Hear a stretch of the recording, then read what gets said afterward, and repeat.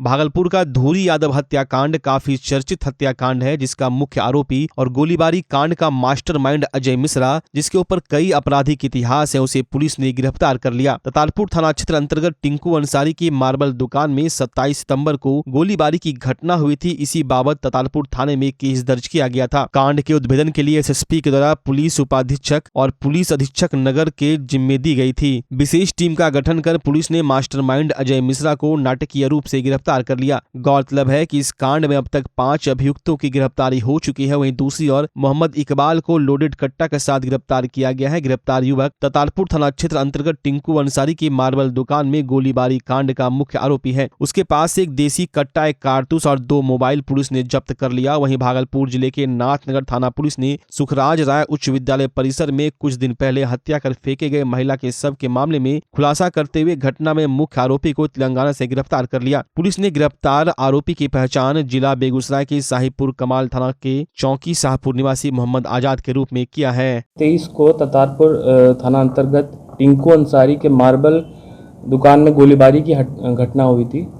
उसमें जो मास्टरमाइंड था अजय मिश्रा, ये कुख्यात अपराधी है जिसकी गिरफ्तारी सुनिश्चित कर ली गई है। इसके ऊपर पहले से लगभग 10 केस हैं और केसों के बारे में भी हम पता लगा रहे हैं। आर्म्स एक्ट, रंगदारी, हत्या, रंगदारी और बहुत चर्चित ये अपराधी है, कुख्यात अपराधी है और यहाँ अक्सर घटनाएं करवाता रहता था। इसकी गिरफ्तारी सुनिश्चित कर ली गई है।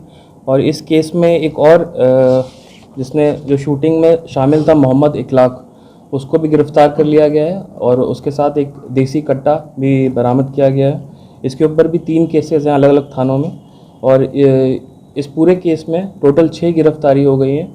और डीआईयू की पूरी टीम और एसएचओ ततारपुर और डीएसपी सिटी की निगरानी में पूरी टीम वर्क कर रही थी और काफ़ी दिनों से इस केस में अनुसंधान चल रहा था और हम लोगों ने प्रॉपर इसमें एविडेंस कलेक्ट किए हैं। अजय मिश्रा के खिलाफ जो टेक्निकल एविडेंस था, सीडीआर इत्यादि वगैरह पाया गया है, उसके बाद ही हम लोगों ने इसमें गिरफ्तारी की है। जो सीडीआर में जो मोबाइल का प्रयोग किया गया था, उस मोबाइल को भी जब्त कर लिया गया है और प्रॉपर इसमें टेक्निकल एविडेंस के आधार पे सभी अभियुक्तों की गिरफ्तारी की गई है। और ये जो मास्टरमाइंड अजय मिश्रा है, ये धूरी यादव हत्याकांड का भी अपराधी है, पहले से भी जेल जा चुका है। तो एक अच्छी सफलता है भागलपुर पुलिस की और इसमें बहुत अच्छा एक काम हुआ है। और सभी अपराधियों को कहाँ से गिरफ्तारी हुई सर अजय मिश्रा की? इसकी तिलका मांझी अंतर्गत एक होटल है, वहाँ से गिरफ्तारी की गई है। लगातार हम इसके ऊपर सर्वेलेंस रखे हुए थे। पूछताछ की जा रही है? पूछताछ की जाएगी और जो भी तथ्य आएंगे उसके अनुसार कार्यवाही भी की जाएगी। भागलपुर जिले के नाथनगर थाना पुलिस ने सुखराज राज उच्च विद्यालय परिसर में हत्या कर फेंके गए शव मामले में खुलासा करते हुए घटना के मुख्य आरोपी को तेलंगाना से गिरफ्तार कर लिया। पुलिस ने गिरफ्तार आरोपी की पहचान जिला बेगूसराय के साहिबपुर कमाल थाना क्षेत्र के चौकी शाहपुर निवासी मोहम्मद आजाद के रूप में किया है। भागलपुर जिले के नाथनगर रेलवे स्टेशन रोड स्थित सुखराज राय उच्चतर माध्यमिक विद्यालय कैंपस में बीते 15 अक्टूबर को एक युवती का शव मिला था। शव मिलने की सूचना इलाके में काफी तेजी से फैल गई थी। सूचना मिलने पर स्थानीय लोगों की काफी भीड़ जमा हो गई थी। वहीं घटना की सूचना पर नाथनगर थानेदार मोहम्मद मेहताब खान दलबल के साथ घटनास्थल पर पहुंचे और मामले की पड़ताल में जुट गए थे। वहीं डॉग स्क्वाड की टीम और फोरेंसिक की टीम ने मौके पर पहुंचकर सैंपल कलेक्ट किया था। मामले की सूचना पर भागलपुर के एसएसपी आनंद कुमार ने देर रात घटनास्थल पर पहुंचकर जांच पड़ताल की थी। वहीं तुरंत घटना में शामिल आरोपियों की गिरफ्तारी के लिए एसआईटी का भी गठन किया गया था। ये सबसे पहला मामला तो ये नाथनगर थाना का है। इसमें एसआर इंटर कॉलेज में एक लड़की का शव पाया गया था। तो ये इसमें कांड दर्ज हुआ था 848-23 और लड़की का जो हत्या हुआ था वो एकदम ब्लाइंड केस था। हम लोगों ने टेक्निकल एविडेंस लिया और पूछताछ की अगल बगल। तो आज़ाद नामक एक व्यक्ति था जिसके बारे में पता चला, उसी ने इस हत्या को अंजाम दिया था और वो हत्या के अगले दिन ही तेलंगाना चला गया था। तो एक स्पेशल टीम बनाई गई और तेलंगाना से उसको गिरफ्तार कर लिया गया है।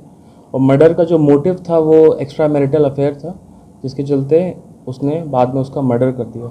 इसमें नाथनगर एसएचओ ने अच्छा काम किया है। राजीव रंजन है आईओ और रवि रंजन सिंह नाथनगर से हैं। इन्होंने सभी ने अच्छा काम किया है और एविडेंस कलेक्ट करके एक अच्छी उपलब्धि, अनुसंधान अच्छा किया और अच्छी उपलब्धि भागलपुर पुलिस को। पर्व खत्म होते ही रेलवे स्टेशन पर यात्रियों की भीड़ उमड़ने लगती है। ऐसे में रेलवे स्टेशन पर नशाखुरानी गिरोह भी सक्रिय हो जाता है, जो रेल यात्रियों को नशीली पदार्थ खिलाकर अपना शिकार बनाकर यात्रियों का सामान लूट लेते हैं। नशाखुरानी गिरोह की सक्रियता को रोकने के लिए भागलपुर रेलवे स्टेशन पर रेलवे पुलिस फोर्स द्वारा लगातार यात्रियों को जागरूक किया जा रहा है। भागलपुर आरपीएफ की टीम रेल यात्रियों को माइकिंग कर जागरूक कर रही है ताकि लोग सुरक्षित यात्रा कर सके। बच्चा जब जन्म लेता है तो कई बार बच्चा तुरंत नहीं रोता है, रोने में देर हो जाता है। ऐसे में बच्चा क्षतिग्रस्त हो जाता है और उसके बचने की संभावना कम हो जाती है। और यदि बचा तो भविष्य में उसमें विकलांगता की समस्या आती है, जिसे सीपी कहते हैं, जिसका कोई माकूल इलाज नहीं है और ज़िंदगी भर बच्चा विकलांगता से जूझ सकता है। ऐसे में पूरे संसार में कूलिंग थेरेपी का सहारा लिया जाता है। जन्म से ठीक 6 घंटा के अंदर यदि उसको कूलिंग थेरेपी दिया जाए तो उससे उसका सीपी की समस्या कम होती है और बचने की भी संभावना बढ़ती है। पहली बार बिहार झारखंड में आपके शहर के स्नेह नवजात शिशु बाल सेवा केंद्र में यह मशीन उपलब्ध है। कभी भी ऐसी बात हो कि बच्चा रोने में विलम्ब हो गया तो आप स्नेह नवजात शिशु बाल सेवा केंद्र में जरूर संपर्क करें।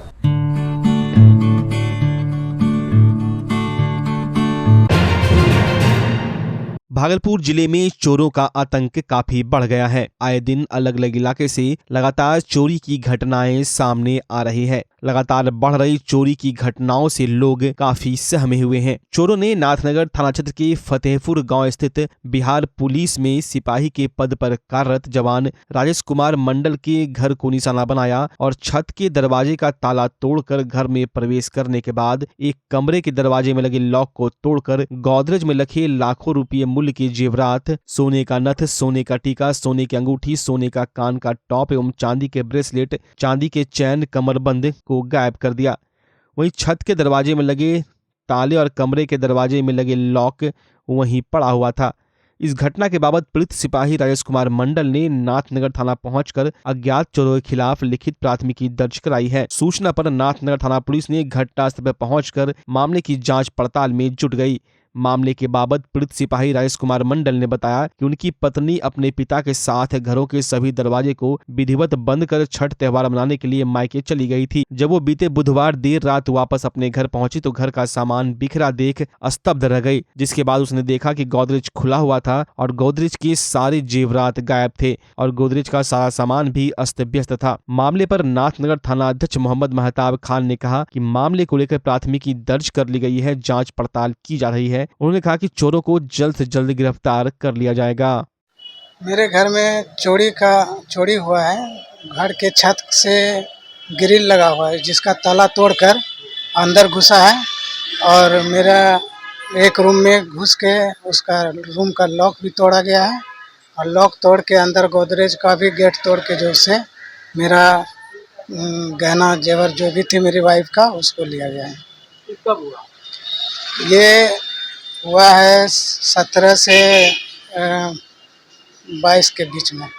जब वो कल आई वापस घर रात को 9 बजे तो देखती है मेन गेट का ताला ठीक ठाक है। मेन गेट को खोल के जब अंदर आती है तो एक रूम का ताला टूटा हुआ है और अंदर गोदरेज का भी टूटा हुआ है।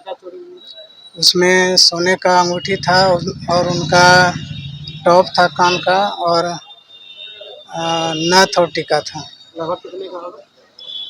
लगभग वही लाख के और चांदी का भी कुछ था जेवर। कहाँ भाई चोरी? मुरारपुर रेलवे स्टेशन के बगल भालपुर गांव। भागलपुर की जिलाधिकारी सुब्रत कुमार सेन ने भागलपुर में जमीन विहीन 96 लोगों को जमीन देने की बात कही है, लेकिन जमीन विहीन लोगों का कहना है कि 76 लोगों को पैसे लेकर जमीन मुहैया कराया गया है। सबों ने सीओ द्वारा अवैध रूप से 10,000 रुपये लेकर जमीन मुहैया कराने को लेकर लोग काफी आक्रोशित हैं, जिसके बाद राजद के झुग्गी झोपड़ी संघर्ष समिति के कार्यकर्ताओं ने जमकर सीओ के खिलाफ हल्ला बोल प्रदर्शन किया। सभी प्रदर्शनकारियों का कहना है कि जब जिलाधिकारी ने आदेश पारित कर दिया है तो फिर सीओ किस आधार पर पैसे ले रहे हैं, इसको लेकर हम लोग हल्ला बोल प्रदर्शन कर रहे हैं। वहीं प्रदर्शनकारी जिलाधिकारी सुब्रत कुमार सेन, लालू यादव, तेजस्वी यादव जिंदाबाद की नारे लगाते रहे और सीओ के खिलाफ मुर्दाबाद के नारे राजद के झुग्गी झोपड़ी संघर्ष समिति के सैकड़ों कार्यकर्ताओं ने लगाया। उन्होंने कहा कि हम लोगों की मांगे अगर पूरी नहीं हुई तो हम लोग हाई कोर्ट तक जाएंगे और फिर भी हम लोगों की मांगे पूरी नहीं होती तो अनवरत अनशन पर बैठ जाएंगे। जब हम लोगों को जमीन देने का आदेश कोर्ट से पारित हो गया है, फिर हम लोगों से किस बात का पैसा लिया जा रहा है? यह कहीं से सही नहीं है। अब देखने वाली बात यह होगी कि असहाय लोगों के फरियाद कब पदाधिकारी के कान तक पहुंचती है। जो जमीन पास हो गया है तुम्हारा भूमिहीन परिवार से, जो हमको 10,000 रुपया दो, कल से परसों तक में जमीन दे देंगे। ये लगा के 3 से 4 बार हमारे दरवाजे पे गया। कौन था वो? हम नहीं चिनते, उसका नाम नहीं जानते हैं। गोरा जैसा है, पतला जैसा है। क्या बोल के लेता पैसा मांग रहा? पैसा यही बोलता है कि ये 10,000 दो, 2 से 3 दिन में तुम लोग को नापी जमीन हो जाएगा। बार बार यही बोल रहा है, एक बार नहीं, एक बार से 4 बार मेरे दरवाजे पे गया। सामने आके पहचान लीजिएगा? हाँ, पहचान लेंगे। जब भी आएगा उसको पहचान लेंगे, दूर में भी रहेगा तो हम पहचान लेंगे उसको। मेरा नाम रुचि देवी। हम लोग इसलिए कर रहे हैं कि हम लोग को 1/11/21 को जिला पदाधिकारी लोक शिकायत के तहत द्वितीय अपील में हम लोग 117 आदमी को भूमि आदेश हुआ था कि सबको 55 डिसमिल जमीन दे करके गरीबों को इंदिरा आवास दे के बसा दिया जाएगा। उसमें आदेश में डीएम साहब लिख के दिए कि पंचायत चुनाव का समस्या है, पंचायत चुनाव को ख़त्म होने दिया जाए, उसके बाद आप लोग को बसा दिया जाएगा। हम लोग भी कहें कि सब डीएम साहब का आदेश हो गया, डिग्री है, ये डिग्री है, ये डिग्री है, डिग्री का आदेश हो गया। फिर हम लोग को जो है बार बार अंचल दौड़ते दौड़ते पंचायत चुनाव के बाद थक गए, कितना चप्पल खिया गया। वहाँ पर का दलाल लोग बेवकूफ़ बनाने के लिए डिप्टी अगर उसको बुलाया जाता है तो वो 12 बजे दिन में पहुँचता है, नहीं भी पहुँचता है, लेकिन झूठ मूठ को जो जिसका आदेश हुआ है उसके घर पे 6 बजे भोर में जाँच करने के लिए जाता है, जबकि यहाँ से सब कुछ हो गया, पास हो गया, ज़मीन मिलने का पर्चा मिलने का सवाल उठ गया। 10,000 20,000 रुपया जनता से पूछ लीजिए, 20,000 रुपया मांगने भोर में जाता है दलाल लोग, समझे ना। उसके बाद दौड़ते दौड़ते फिर दूसरा बार फिर हम लोग अप्लाई किए, फिर दूसरा बार जो है हम लोग को 21/7/2022 को फिर आदेश हुआ द्वितीय अपील से, फिर डीएम साहब आदेश दिए। उसके बाद से दौड़ते दौड़ते हम लोग अंचल में थक गए, लिखते लिखते थक गए, कहीं कोई ज़मीन जगह हम लोग को नहीं मिला। बीच बीच में दलाल लोग के द्वारा पैसा की मांग की जाती थी। अगर आप प्रमाण के तौर पे बोलिएगा तो हम उस आदमी को हम लोग कॉलर पकड़ के डीएम साहब के पास भी ले जाके खड़ा करें। जमीन मिला है। और उसके बाद का सर कहानी सुन लीजिए कि हम लोग जो है कि हम लोग को बालगलाया जाता था, बाद में जो है अंचल के द्वारा लिख के एडीएम साहब को जमा करा दिया गया है झूठ मूठ का कि 92 आज भूमिहीनों को पर्चा, बास्केट पर्चा और जमीन उपलब्ध करा दिया गया। एकदम झूठ है। हम सूचना के तहत से ये कागज निकाले हैं एडीएम साहब के यहाँ से, और जब हम लोग जाते हैं अंचल तो हम लोग को डांट फटकार के भगा दिया जाता है। औरत लोग जाती है, भद्रा भद्रा गाली देता है, भगा देता है। वहाँ दलालों का अगर सबसे बड़ा दलाली होता है तो वो भागलपुर जगदीशपुर अंचल में, वहाँ पे कैमरा का तो सर एकदम आप लोग की कृपा से अगर आप लोग इतना से जरूर करवा दिए कि अंचल के भीतर कैमरा लगा दीजिए, ताकि दलाल जो बार बार आता जाता है, जातीय आवासीय फलना ढेकान, गरीब को नोच के खा गया, विद्यार्थी को नोच के खा गया। भागलपुर के सैंडिस कंपाउंड में केंद्रीय प्रत्यक्ष कर बोर्ड नई दिल्ली की ओर से 26 नवंबर तक सैंडिस कंपाउंड में आयकर हब का आयोजन किया गया है। इसमें 3 कियोस्क लगाए गए हैं जिसमें करदाताओं की शिकायतों का ऑनलाइन पंजीकरण किया गया। वहीं करदाताओं के सवालों के उत्तर आयकर के जानकारों को द्वारा दिया गया। इसके साथ साथ भविष्य में युवा करदाताओं को आयकर के संबंध में उचित जानकारी दी गई। इसके अतिरिक्त एक चिल्ड्रन कॉर्नर की भी व्यवस्था की गई थी, जहाँ बच्चों और युवाओं के लिए बोर्ड गेम, वीडियो गेम की व्यवस्था थी तथा कार्यक्रम स्थल पर भविष्य के करताओं के बीच क्विज पेंटिंग के साथ साथ नुक्कड़ नाटक, मैजिक शो का भी आयोजन किया गया। कार्यक्रम का उद्घाटन स्वामी शिवध्यानम सरस्वती मुंगेर योगाश्रम के द्वारा किया गया। वहीं पटना से आए आयकर महानिदेशक राहुल कर्ण विशिष्ट अतिथि के रूप में मौजूद थे। वहीं आम लोगों से अपील की गई कि अधिक से अधिक संख्या में लोग आकर आयकर से संबंधित जानकारी हासिल कर सकते हैं। मुझे बेहद हर्ष होती है इस बात से कि केंद्रीय प्रत्यक्ष कर बोर्ड ने भागलपुर को उन 7 शहरों में से एक चुना जहां पर कि वो अपना टैक्स पेयर्स हब सेटअप कर रही है। बाकी शहर हैं उत्तर प्रदेश में झांसी और गोरखपुर, उड़ीसा में कटक, मेघालय में शिलांग, आंध्र प्रदेश में विशाखापट्टनम और राजस्थान में भीलवाड़ा। इस क्षेत्र में ये एकमात्र टैक्स हब सेटअप हुआ है और इसका मुख्य उद्देश्य है टैक्स पेयर्स के बीच में जागरूकता फैलाना। इनकम टैक्स डिपार्टमेंट का एक सपना है, और वो सपना ये है कि वो इफ़ेक्टिव हो, एडवर्सरियल नहीं। और ये तभी हो सकता है जबकि सभी करदाता इस बात को रियलाइज़ करें कि करों का भुगतान करना एक राष्ट्र की सेवा है। आगामी 26 नवंबर को वेटरनरी कॉलेज के प्रांगण में भीम संवाद का आयोजन किया जा रहा है, जिसमें अनुसूचित जाति अनुसूचित जनजाति के लोगों के लिए भीम संवाद का आयोजन हो रहा है, जिसमें पूरे बिहार के सभी जिलों और प्रखंडों के लोग पहुंचेंगे, जहां बिहार के मुख्यमंत्री नीतीश कुमार सबों को संबोधित करेंगे। मुख्य रूप से आगामी 2024 के चुनाव को लेकर और आरक्षण को लेकर कई मुद्दों पर वार्ता करेंगे, जिसको लेकर भागलपुर की सर्किट हाउस में आज प्रेस कॉन्फ्रेंस का आयोजन किया गया और इसकी तैयारी को लेकर कई बिंदुओं पर वार्ता हुई। वार्ता के दौरान MLC विजय सिंह, शिशुपाल भारती, विपिन बिहारी सिंह के अलावे जदयू के दर्जनों कार्यकर्ता मौजूद थे। मुख्य रूप से हम लोग भीम संसद एक कार्यक्रम संवाद के लिए भीम संवाद कार्यक्रम है। हमारे अनुसूचित जनजाति के लोगों के लिए, अनुसूचित जाति अनुसूचित जनजाति के लोगों के लिए सरकार के द्वारा जो विकास से संबंधित कार्य किए गए हैं और आगे आने वाले समय में जो काम उनके लिए लक्ष्य रखा गया है, उनसे सीधे संवाद करने के लिए हमारे आदरणीय नेता श्री नीतीश कुमार जी उन्हें संबोधित करेंगे और उनके ही संवाद को आपसी में इनका विचार भी रखा जाएगा और आपसी संवाद से सरकार की नीतियों के बारे में इनसे अवगत कराने के लिए एक कार्यक्रम परिचर्चाओं का रखा गया है, जिसमें बिहार के तमाम ज़िले से हमारे अनुसूचित जाति की लोगों की बड़ी संख्या में भागीदारी के लिए हम लोगों ने सभी लोगों को आमंत्रित किया है।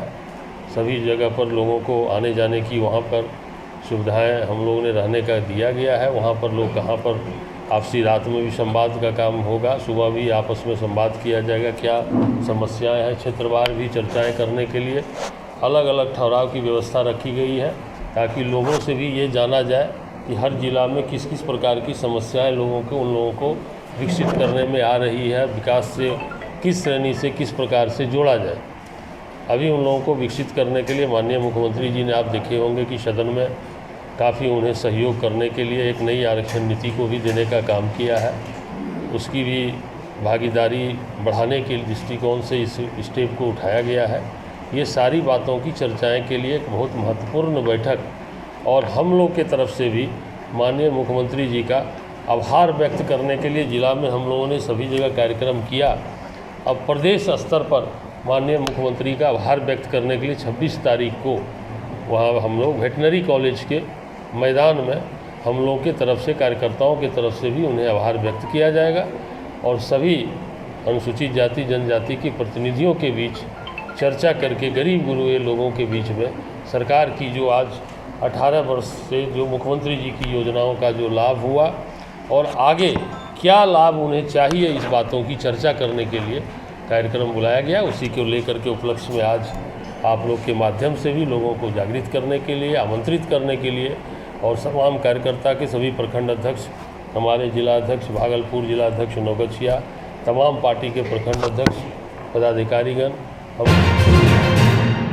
फिलिस्तीन में इजराइल द्वारा अमेरिकी साम्राज्यवाद के इशारे पर महिलाओं, बच्चों तथा आम नागरिकों पर किए जा रहे नरसंहार के विरोध में तथा फिलिस्तीनियों के समर्थन में आज CPIM ने आम सभा का आयोजन किया। इसमें CPIM के दर्जनों कार्यकर्ताओं ने अमेरिका के साम्राज्यवाद के इशारे पर यह नरसंहार जल्द बंद करने की बात कही, वहीं शांति बहाल करने की भी बात कही। आम सभा में उपस्थित लोगों ने पूरे मुल्क में भाईचारा व मिल्लत की बात करते हुए कहा कि इस युद्ध को जल्द से जल्द समाप्त किया जाए और यह कहीं से सही नहीं है। कोई भी युद्ध का परिणाम आम आवाम के लिए सही नहीं होता, इससे क्षति ही पहुंचती है। वहीं लोगों ने आतंकवादियों के खिलाफ लड़ने की बात कही, न कि एक दूसरे मुल्क के लोगों के साथ लड़ने की बात। आज की आम सभा में CPIM के दर्जनों कार्यकर्ता मौजूद थे, सबों ने इस पर अपनी राय दी।